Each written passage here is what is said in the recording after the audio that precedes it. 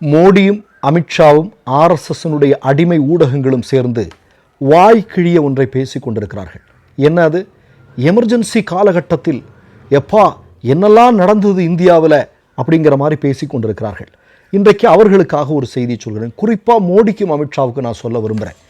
Emergency காலகட்டத்தில் மிகப்பெரிய போராட்டம் அன்றைய இந்திரா காந்தி அவர்களுக்காக நடந்து கொண்டிருந்த போது இந்தியாவில் இருக்கக்கூடிய கம்யூனிஸ்ட் கட்சிகள், திராவிட முன்னேற்ற கழகம், ஜனதா கட்சிகளெல்லாம் மிகப்பெரிய போராட்டத்தில் ஈடுபட்டு கொண்டிருந்த அதே நேரத்தில் ஆர்எஸ்எஸ் என்ன செய்து கொண்டிருந்தது என்றால், மோடியினுடைய அமித்ஷாவினுடைய குருமார்கள் என்ன செய்து கொண்டிருந்தார்கள் அப்படின்னா, இந்திரா காந்திக்கு ஒரு கடிதம் எழுதுகிறார்கள். என்ன கடிதம் என்றால், நீங்கள் ஆர்எஸ்எஸ்காரர்களை சிறையிலிருந்து விடுதலை செய்யும் பட்சத்தில் நாங்கள் எமர்ஜென்சியை ஆதரிப்போம் என்று சொன்னார்கள். அப்படிப்பட்டவர்கள் தான் இன்றைக்கு எமர்ஜென்சியை பற்றி வாய்க்கிழிய பேசிக் கொண்டிருக்கிறார்கள். ஆனால் உண்மையில் என்னது? எமர்ஜென்சியை விட மிக மோசமான ஒரு காலகட்டத்தில் நாம் பயணித்து கொண்டிருக்கிறோம். அதற்கான ஒரு உதாரணத்தை நான் உங்களுக்கு சொல்கிறேன். நேற்றைய தினம் நடந்திருக்கக்கூடிய ஒரு செய்தி. ஹைகோர்ட்டில், கேரளா ஹைகோர்ட்டில் ஒரு வழக்கு போகுது. அந்த வழக்கை பார்த்த நீதிமன்றம் கொந்தளிச்சு போயிருக்கிறாங்க.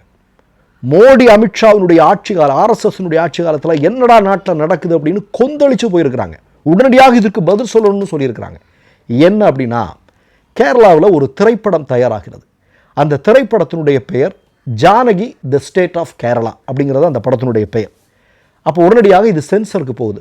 தணிக்கை செய்வாங்க இல்லையா, படத்தை தணிக்கை செய்வது அப்படிங்கிறது. அது ஒரு கேடுகட்ட விஷயம். நம்ம சென்சர்லாம் ஒரு கேடுகட்ட விஷயம் வைப்போம். சரி, சென்சர் இருக்குது, சென்சருக்கு அந்த படத்தை அனுப்பியாச்சு.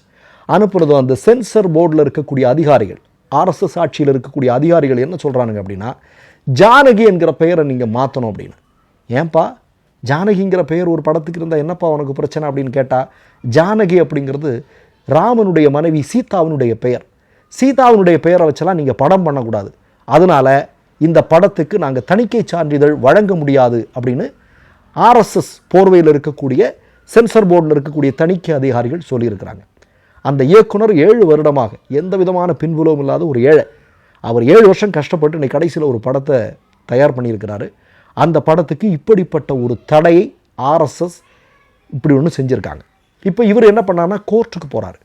கோர்ட்டுக்கு போன இடத்துல தான் கோர்ட்டு என்ன சொல்லியிருக்கு அப்படின்னா, என்னடா இங்கே நடக்குது, ஒரு படத்துக்கு ஜானகி அப்படிங்கிற பேர் வைக்கிறதுல உங்களுக்கு என்னடா பிரச்சனை அப்படின்னு கடுமையாக பேசியிருக்கிறார்கள். சரியா? இப்போ நான் என்ன கேட்குறேன், மோடி ஆட்சி பொறுப்புக்கு வந்த பிறகு இந்தியாவில் அறிவிக்கப்படாத எமர்ஜென்சி அப்படிங்கிறது எல்லாருக்குமே தெரியும். நீங்கள் சமீபத்தில் வெளியான எம்புரான் என்று சொல்லக்கூடிய ஒரு திரைப்படம், அந்த எம்புரான் படம் சொல்கிறது என்ன? எம்புரான் என்று சொல்லக்கூடிய படம்